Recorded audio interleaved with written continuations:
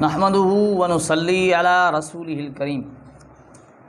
سامعین و ناظرین، یو کے انگلینڈ سے ایک دوست نے ایک ویڈیو لنک بھیجی ہے جس میں وہ غیر مقلد عالم کوئی انڈیا کے ہیں محمد رحمانی، جو عبدالحمید رحمانی کے بیٹے ہیں، ان کی ویڈیو ہے۔ وہ اس ویڈیو کے اندر اصل یہ ثابت کرنا چاہتے ہیں کہ یہ لفظ اہل حدیث جو ہے یہ صحابہ کرام یعنی یہ بھی استعمال کیا کرتے تھے، صحابہ کرام کو بھی اہل حدیث کہا جاتا تھا، لہذا ہم وہی اہل الحدیث ہیں۔ یعنی کہنے کا مقصد جو مفہوم نکلتا ہے وہ یہ کہ ہم وہی اہل الحدیث ہیں جو وہاں نام استعمال کیا گیا۔ سوال یہ ہے کہ کچھ اہل حدیث لوگ آج اپنے کو اہل حدیث کہنے سے منع کرتے ہیں۔ امام شراحیل رحمۃ اللہ علیہ کہ میں تم سے جو بھی فتویٰ نقل کرتا ہوں وہ ان لوگوں سے منقول فتویٰ ہوتا ہے جو اہل الحدیث تھے، یعنی صحابہ اکرام کے لیے جو ان کے دور کے کم از کم 500 صحابہ اکرام ہیں، ان کے لیے امام شراحیل رحمۃ اللہ علیہ نے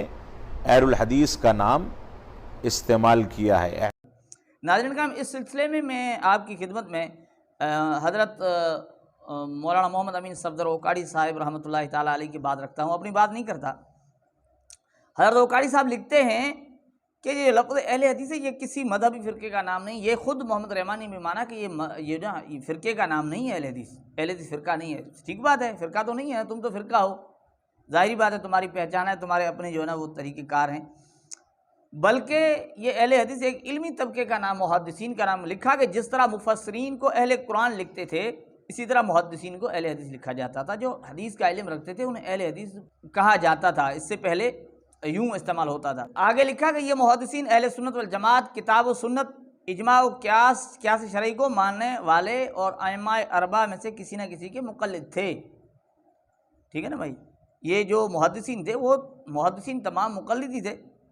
اب مسئلہ یہ رہا کہ یہ لوگ جو لفظ اہل حدیث استعمال کرتے ہیں، اس کے سلسلے میں مولانا محمد امین صفدر اوکاڑی نے لکھا کہ وہ جو لوگ اہل الحدیث تھے نا، ان میں سے کوئی ایسا نہیں تھا جنہوں نے مجتہدین کی تقلید کو شرک و حرام کہا ہو، یا ان کے شرک و حرام کے لیے اچھا کسی محدث نے کوئی باب باندھا ہے۔ یہ حضرت مولانا محمد امین صفدر اوکاڑی صاحب نے لکھا ہے کسی محدث نے ایسا کوئی باب باندھا ہے جس میں مجتہد کی تقلید کو شرک و حرام کہا جائے اور ان کے مقلدین ابو جہل اور یہود و نصارہ کی طرح مشرک و کافر کہا جائے؟ اور آگے لکھا کہ البتہ انگریز کے دور میں جس طرح منکرین حدیث نے اپنا نام، منکرین حدیث نے جو حدیث کو نہیں مانتے، انہوں نے نام اپنا اہل قرآن رکھ کر یہ اعلان کیا کہ بھائی دیکھیں حدیث کے اندر اہل قرآن کا ذکر ہے، لہذا ہم وہی اہل قرآن والے، ہم وہی ہیں۔ اب دیکھیں انہوں نے بھی ایک طریقہ اختیار کیا، حدیث کے اندر لفظ ہے اہل قرآن کا، تو انہوں نے کہا کہ بھائی وہ ہم ہیں اہل قرآن۔ اور ٹھیک اسی طرح جماعت المسلمین ہوا سماکم المسلمین، تمہارا نام مسلمین رکھا گیا، تو انہوں نے اپنے آپ کو مسلمین کہلوانا شروع کر دیا کہ حدیث کے اندر بھی مسلمین کا ذکر ہے، قرآن کے اندر، لہذا اب یہ کوئی بات ہوئی۔ اب اگر اس طرح ہے نا تو پھر وہ جماعت المسلمین والے بھی سچے ہیں، پھر اہل قرآن والے بھی سچے ہیں۔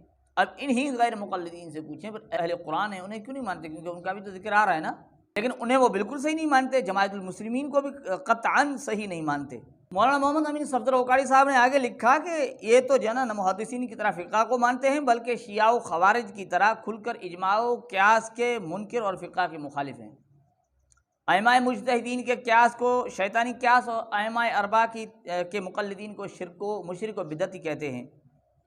اب دیکھیں جس طرح قرآن پاک کے اندر ربوہ کا لفظ آیا نا، تو قادیانی کہتے ہیں کہ یہ وہ ہمارا علاقہ ربوہ، وہ اس سے یہ مراد ہے۔ جس طرح قرآن پاک میں لفظ شیعہ سے شیعہ اپنا فرقہ مراد لے لیتے ہیں، بالکل مولانا محمد امین صفدر اوکاڑی صاحب نے لکھا بالکل اسی طرح غیر مقلدین ان الفاظ کو اپنی طرف اپنے اوپر فٹ کرنے کی کوشش کرتے ہیں، حالانکہ اس طرح قطعاً نہیں ہے۔ آگے لکھا کہ محدثین اور ان میں یعنی غیر مقلدین جن کو اہل الحدیث کہا جاتا تھا ان میں، اور یہ جو اپنے آپ کو اہل الحدیث کہتے ہیں ان میں ایسا ہی فرق ہے جیسا کہ حضرت ابراہیم علیہ السلام اور مشرکین کے بنائے ہوئے بت میں تھا۔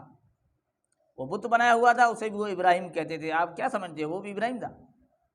نعوذ باللہ۔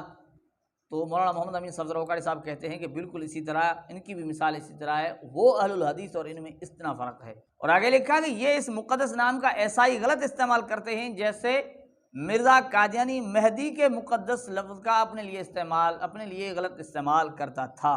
اور آگے مولانا محمد امین صفدر اوکاڑی رحمۃ اللہ تعالیٰ علیہ نے بڑی زبردست بات لکھی، کہا انگریز کے دور سے پہلے کسی علم حدیث سے جاہل، اسماء اور رجال سے ناواقف، علم جرح و تعدیل سے بے بہرا پر کبھی اہل حدیث لفظ کا استعمال نہیں ہوا۔ یہ قیامت تک ایسا حوالہ پیش نہیں کر سکتے۔